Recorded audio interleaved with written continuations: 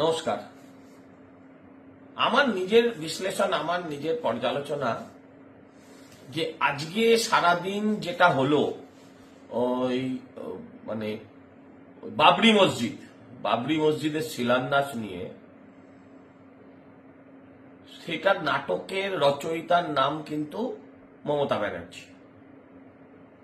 এটা পুরো মমতা ব্যানার্জির একটা রাজনৈতিক গেম। দেখুন, এক ঢিলে আজকে দুই পাখি মারলেন মমতা বন্দ্যোপাধ্যায়। প্রথম হচ্ছে, তিনি যদি বাবরি মসজিদ তার শিলান্যাসের সত্যিকারের বিরোধী হতেন, তাহলে আজকে কোনো অবস্থায় প্রশাসন এইভাবে নীরব দর্শকের ভূমিকা নিয়ে এত সহযোগী হাত বাড়িয়ে দিত না। আমরা কলকাতায় একটা দুর্গাপুজো করতে গেলে প্রশাসন নাকানি চোবানি খাইয়ে দেয় আমাদের। সেখানে আজকে প্রশাসনের নিরাপত্তায় এত সুন্দরভাবে আজকে শিলান্যাস হয়ে গেল বাবরি মসজিদের, আর মোগল সাম্রাজ্যটা সময়ের অপেক্ষা।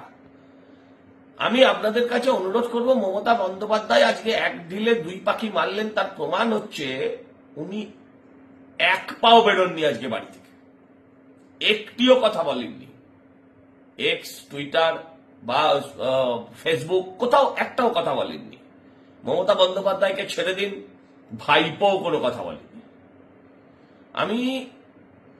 আমার যেটা ধারণা, আমার যেটা চিন্তা ভাবনা, সেটা হচ্ছে মুসলিম ভোট, সংখ্যালঘু ভোট মমতা বন্দ্যোপাধ্যায়ের দিক থেকে বিভিন্ন দিকে ছড়িয়ে যাচ্ছিল।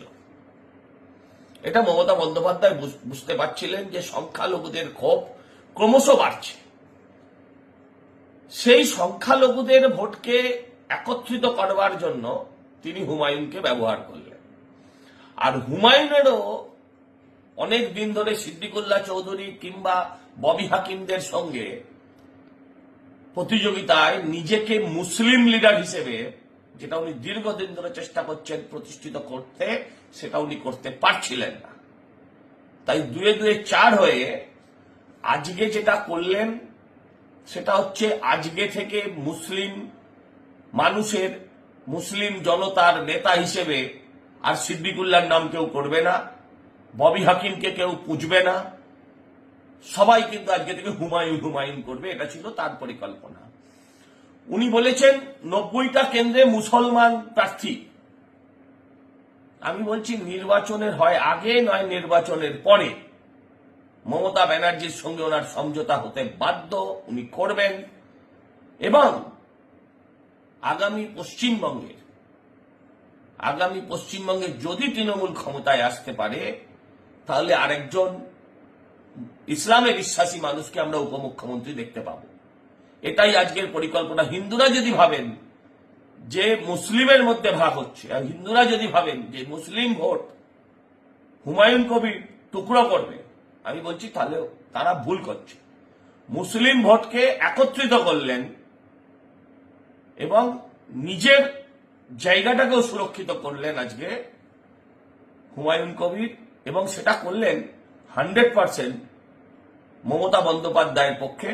বাকিটা সময় বলবে। আমি শুধু আপনাদের কাছে অনুরোধ করব, যদি মোগল সাম্রাজ্য আর 100% দেখতে না চান, তাহলে দয়া করে 26-এর নির্বাচনটা সেইভাবেই আপনারা বিচার করবেন। শুধু জিনিসের দাম, আলুর দাম, পটলের দাম, পেঁয়াজের দাম, সেই দিয়ে নির্বাচনকে ব্যাখ্যা করবেন না।